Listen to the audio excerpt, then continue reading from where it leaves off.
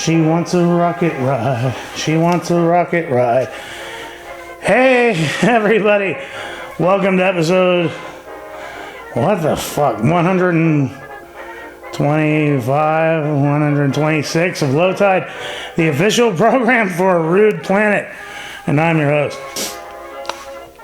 I wonder how many Gen Xers are walking around this earth because of that song. So, yeah, I took last week off, if you haven't noticed. Last week I was like looking at, making a video here, and believe it or not, I do have to get a little bit in character when I do this show, so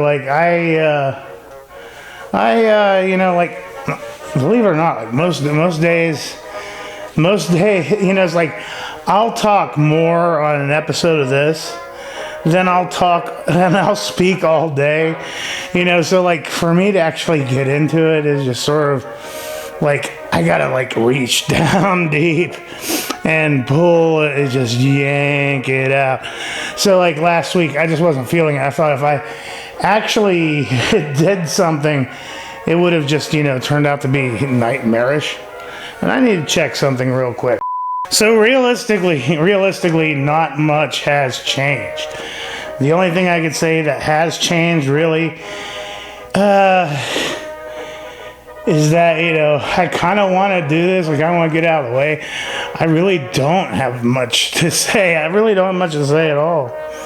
I guess, last week, we lost Meat Loaf and Louie Anderson. And I gotta tell you, when I was going through my high school phase, I was the fat heavy metal wannabe goth kid that was studying opera. So Meat Loaf, really, he really spoke to me at the time, and he was just one of the greatest showmen ever. And so that was a big loss, and Louie Anderson was a big loss as well, so that was kind of the big thing that stuck out at me. So I did want to touch upon that. There was a TV movie. I don't know if it was made for it was one of those movies. It was one of those TV movies that was done right in the mid-90s. It's it may not have been made for the Lifetime channel, but might as well have been. And it was based off of the life of Meat Loaf. I haven't seen it in 20 years, and I do. To be honest with you, I hate biopics by and large because, especially biopics about entertainers. I don't know what it is, but it's the filmmakers and studios do everything they can to look upon these entertainers, with the rosiest colored glasses possible. And they never quite pierce the veil. I do like the made-for-TV stuff of the '90s, mainly because it evolves into kitsch territory. But even then, on the TV stuff, they can't get into salacious stuff on TV very much, but they will definitely go into scandal. So I can't really remember too much. About the movie. I know it was about him and his musical partner, in the later years, making a comeback, after Bat Out of Hell and everything. It was just Bat Out of Hell was such a great album. I mean, you don't get much better than that. But anyway, modern biopics, it's as much as the performances were really good on Bohemian Rhapsody, it's the prime example of everything that's wrong with the biopic. Not to mention it's got some really unforgivable flaws in the film, but at the same time, can you imagine being a musician or an actor or an artist or something like that, and they make a biopic about you, and they go as far as they can not to, not to, step on any eggshells. So like it's done in like the most cookie cutter sort of way. Pay attention next time you watch a true life story. It doesn't matter if it's an entertainer or a leader or whatever. They always follows the same pattern, and we all have the same pattern. I mean, like we go through childhood and everything like that. But like it's like it's like they've taken a formula and they have to hit certain notes. So like you have the beginning where you got the childhood, and like you got the childhood has some shakeups, whether it's like trauma or a certain number of things, and then like something happens that sparks their interest in what they'll be known for years down the road, and then quick cut to them right on the cusp of like their big breakthrough. So like there's that huge jump between childhood and adulthood. And it's like they're young, they're inexperienced. They go in there, they got stars in their eyes, and then they go and they start to get a few minor breaks, few setbacks, but they start to get noticed somewhere along the way. They really get noticed, and then you have that career, and you got like maybe some betrayals or whatever, but along the way you got like peppered in like all the little famous things that they're known for, beat by beat by beat, and then you have like it leads up to a personality, whether they get caught up in drugs or whether there's like, a crime or a tragedy, something that sets them back. And then at the end of it, you have the big triumphant return. And life isn't always like that. And like what I was saying is that, these movies, go for just the surface level stuff. They don't pierce the veil in any way. I'm gonna tell you, if like any of you out there, like are making a biopic, don't be afraid to allow some of your punches to connect, because nobody is perfect, and we all have flaws, and it's okay to, it's okay to treat that stuff without kid gloves. It's much more compelling storytelling. You can't just, focus on all on the good stuff. It's like, yeah, you get the bad stuff in like the modern biopic, but like it's really there just to like be able to jettison to the legacy part of the story. So like, yeah, I can't stand them. I can't stand them, but like the 80s stuff, 90s stuff, made for TV stuff, fan-fucking-tastic. Fan-fucking-tastic. It's like, like it was made back in the 80s, so like it wasn't made today. I mean, like it's not like the movie is going to focus on, his later years where like his voice is shot to shit. Everybody sing, come on!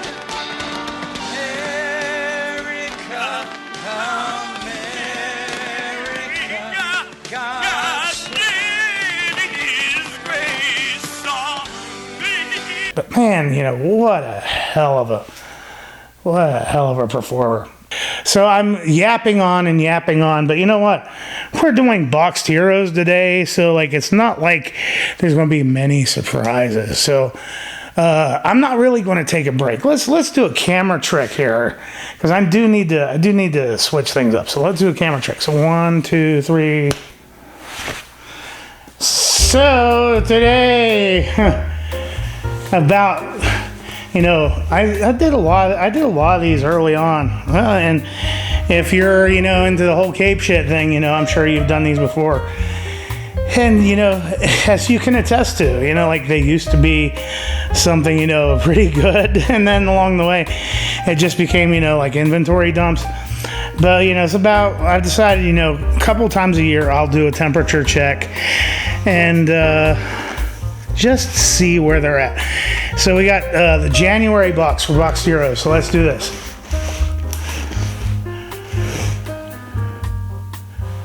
Thumbnail. Yeah. I thought, today's, just as good as any to get this done. And the reason being is because, like, I got an email from them that said that they were going to have, like, a exclusive variant this time around. So I thought, what the hell? A worst case scenario, the box pays for itself.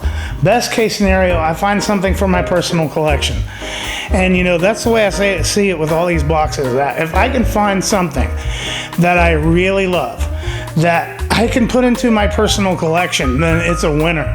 And I gotta tell you, I've purged so many books over the past couple months that I'm being very selective about what I collect now. So, like, if I say that this is going into my PC, then that's a great fucking deal. Are we going to get that? It's fucking Boxed Heroes. Of course we're not going to get that. But anyway, let's just get into this. We got their little card. Oh, even their card is fucking lame. And then you got a sticker. So, like, this sticker is Rick's. You gave me a fucking Rick and Morty sticker. Are you fucking insane?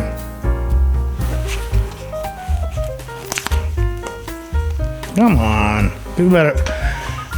Do better than that. It's like I'll get this box and, like, like, there might be some good stuff in it, and, like, at the end of it, I'll be like, they gave me a fucking Rick and Morty sticker. Yeah. And, like, a Luigi sticker. And, what was it? A Mary Jane sticker. Mary Jane card. So, okay. That's just... I'm sure there's somebody that gets these boxes and they're like, holy shit, I got a Rick and Morty sticker. Nobody. Okay, so let's start out. So we have Batgirl number 23. I can tell you I'm not going into my PC, although I will tell you I do like the cover. But, yeah. And then, X-Men number 433. So, yeah, the shit box is going to grow tonight. Okay, so here's the variant.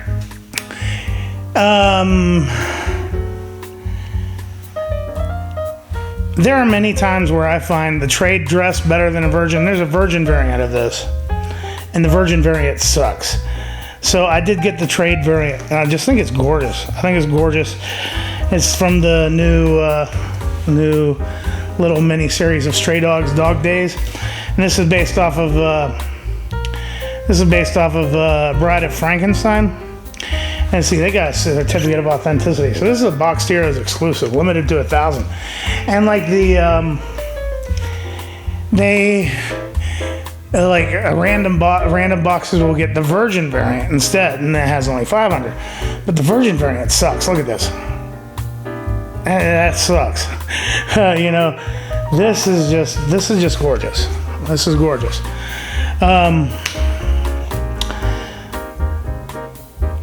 I can't hang on to it. As I said, I can't hang on to it.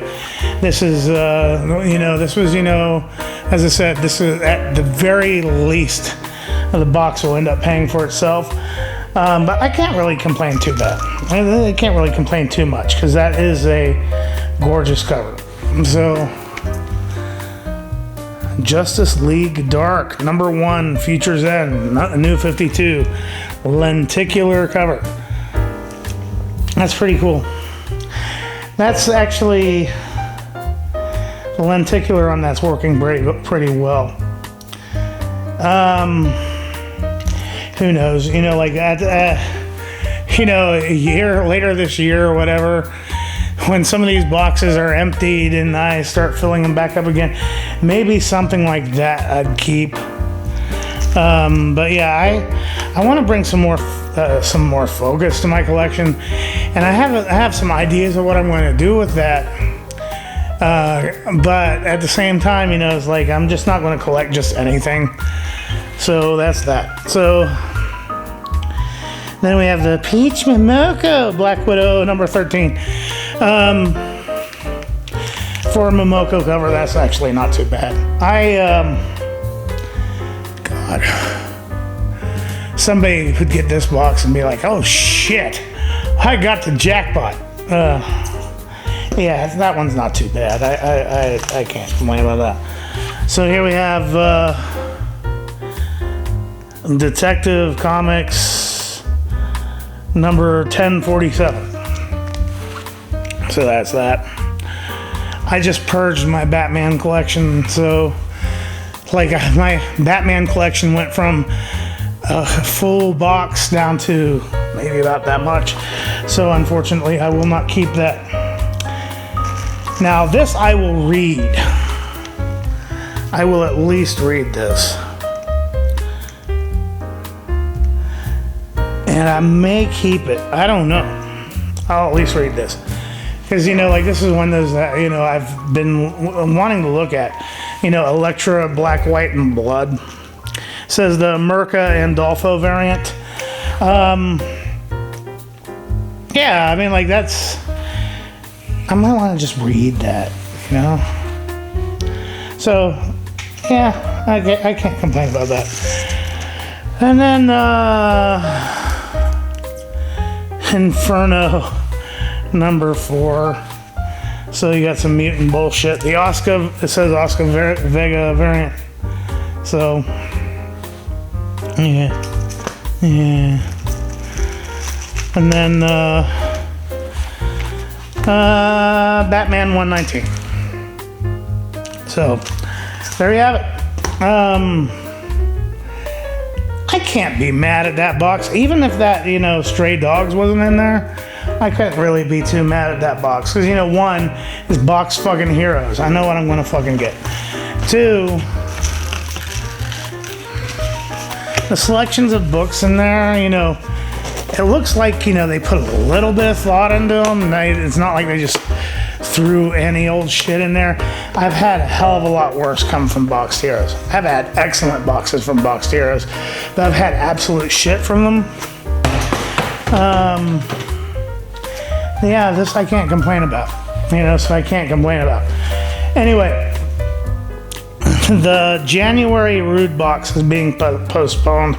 Since I did not do too many videos for the month of January, I'm not going to be doing a Rude box until the end of February. But comments in January will hold over to February. So, like, I'll make sure to throw something in extra special for the February box. That's that. 500 subscriber giveaway. I still have it. Amazing Spider-Man number 55. Virgin variant signed by Patrick Gleason. Limited to 2,500 copies. God damn, I'm getting bored of saying that. What the fuck, YouTube? Oh well. Anyway, thank you again so much for stopping by. I didn't need the knife tonight. I brought it because I thought that, you know, I could at least do something with it. But like, as I said, I can't get mad at any of this. Yeah.